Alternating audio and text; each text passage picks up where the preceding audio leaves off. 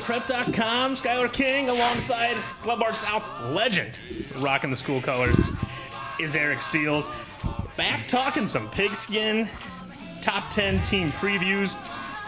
Team number 10 for us, my guy'd kill me. At Skyler iPrep. There you go. At Eric iPrep. There you go. Message boards. Eric has this issue where he's never wrong, so, in case you catch him, be sure you let him know on the message boards. It's a curse. It's a curse I've always had, man. Team number 10, Bolingbrook, 5-5 last year. Yep. Pretty young team, especially at quarterback, but he's an athlete and he's got some other talent around him. Yeah, you saw Aaron Bailey last year and you were thoroughly impressed, especially with him being a sophomore. Yeah. And now he has help with Antonio Morrison, 82 tackles, 4 sacks last year, junior season. Robbie Bain, 3-star athlete, O-line, has a couple schools that he's looking at in the D1. I'm looking at them going, I'm seeing 7-2 this year. Okay, yeah. I've got them 8-1, but let's play it back here. The game I saw was that opener, 28-21 against the Downer South team that won 7 games. Yep. So not a bad team. And they then I was surprised. 31-8 loss against Belleville East. Yep. And that's a team, one of our big top 10 teams from last year, East St. Louis, manhandled. Mm-hmm. Then a nice run. They beat Lockport, Joliet Central, and Joliet West.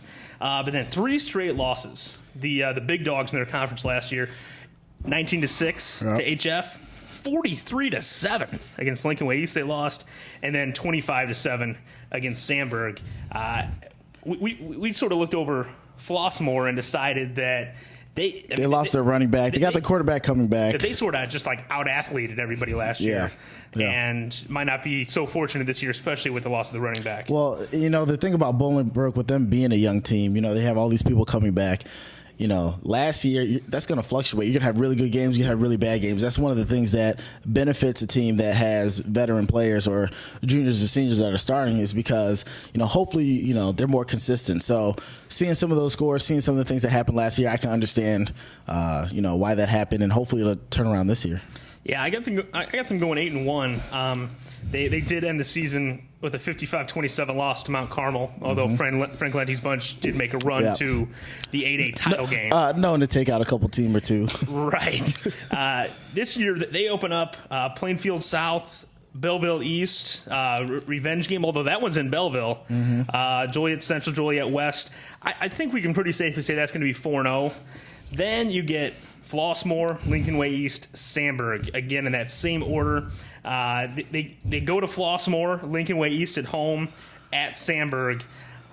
I think the team that they're going to contend with for this conference title is Lincoln Way East. Okay. And I have them losing that game, even though it is at Bolingbrook. I could certainly see them beating Lincoln Way East and maybe losing at Flossmoor. Well, that's definitely going to be a part of the season that's going to tell us more about the team. Yeah, and this conference. Well, that conference is, it's starting to look really good. And, you get to that part of the schedule, and it's one thing to play a really good team and beat them, and then next week we play a cream puff. But back to back, that really lets you know what type of team you are. And if anything, I think that can only help you, especially when you get to the playoffs, because once you get to the playoffs, everybody's like that. So I guess then the issue is we obviously both think they're going to go to the playoffs. Yep.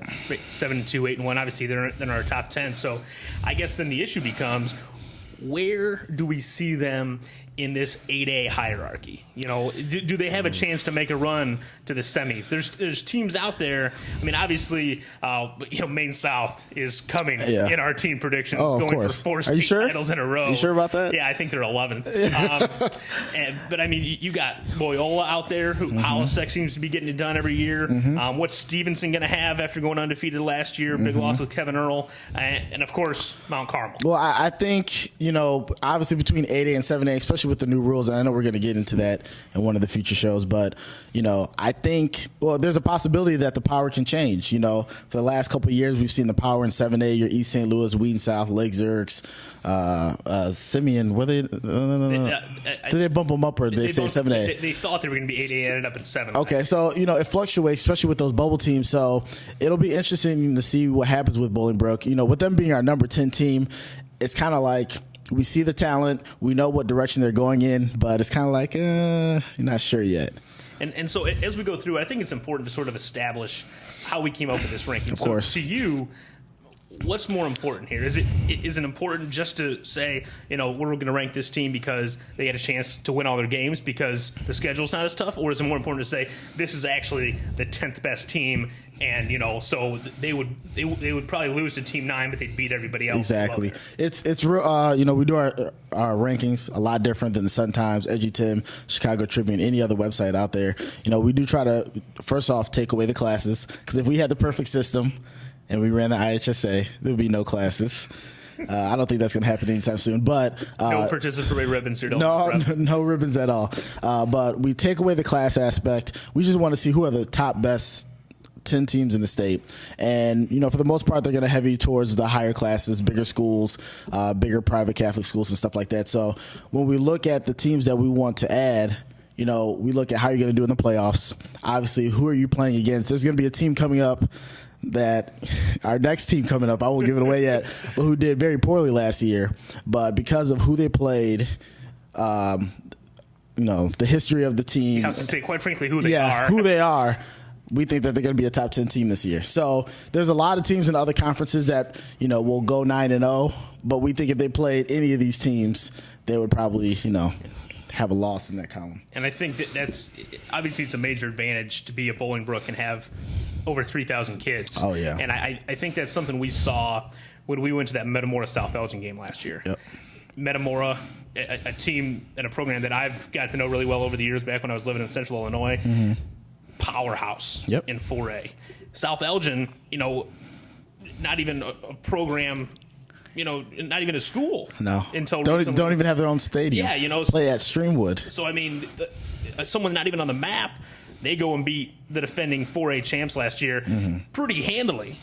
And so I think that's and trust me, I tried to get a downstate school. Oh, I know you did. A second downstate school into this top 10. Yeah. And then when we looked, they just were losing too much talent. So there's nothing against the downstate schools here. Not at all. But when you got, again, Bolingbrook, when you have 3,500 kids, that's when you can get the talent with Bailey and Morrison. And, they got two, based on the rivals rankings, they have two of the best 30 seniors in the state, which is huge. And, Bolingbrook as a school,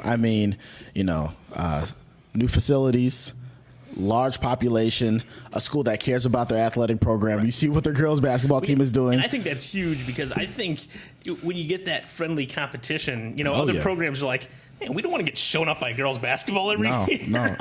Girls basketball at Bolingbrook, there's no shame in it. It's one of the best teams in the nation. So I tip my hats off to them. But Bolingbrook has a great opportunity to do some great things as far as high school football, not only in 2011 but in the future. Great location, got the money, got the dedicated parents, coaches. So the sky's the limit for them. I think the thing that's going to make the difference for Bolingbrook this year is going to be, can they get the running game going? Yep. But before we get into that, quick break here. Okay. Again, at Skylar iPrep, at Eric iPrep. When we come back, final analysis here on Bolingbrook's upcoming season here at IllinoisPrep.com.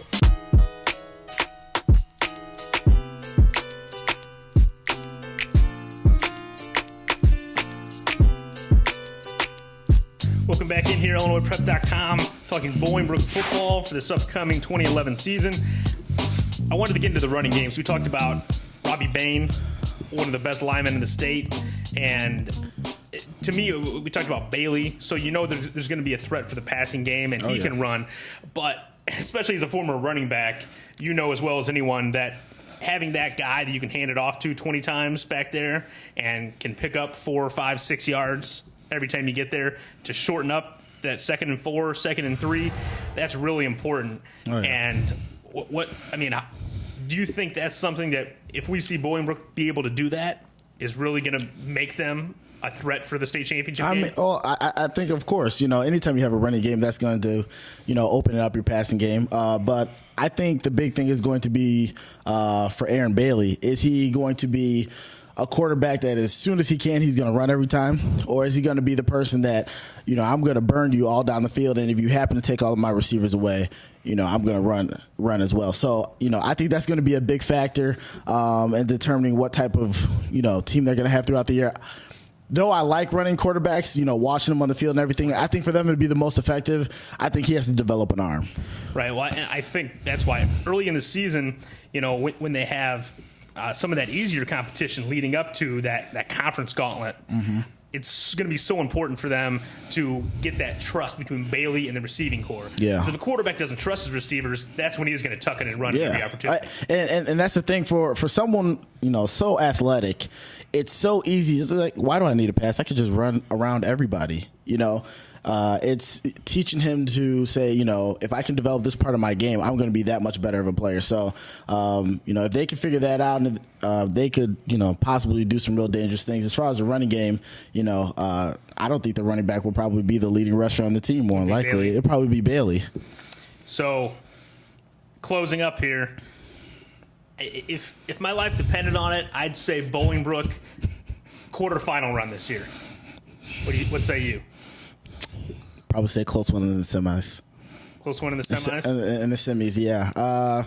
With the number, we got them as a number 10 team. Obviously, we think they have talent, but at the same time, this can completely go in the wrong direction. But I'm seeing that is going to be a good season for them, But I don't know. Once you start to hit those quarters, it starts to get real tough around there, especially in 8A. Right. Depending on where they put them as far as the quadrants and stuff like that. Right. And that's why I say quarterfinal run, because there's always going to be a team. I mean, I don't think anyone knew about Stevenson last year, and then they went undefeated. So there's going to be some. Oh, we knew about Kevin Earl. Well, we definitely knew after that Lake Zurich game. Oh yeah.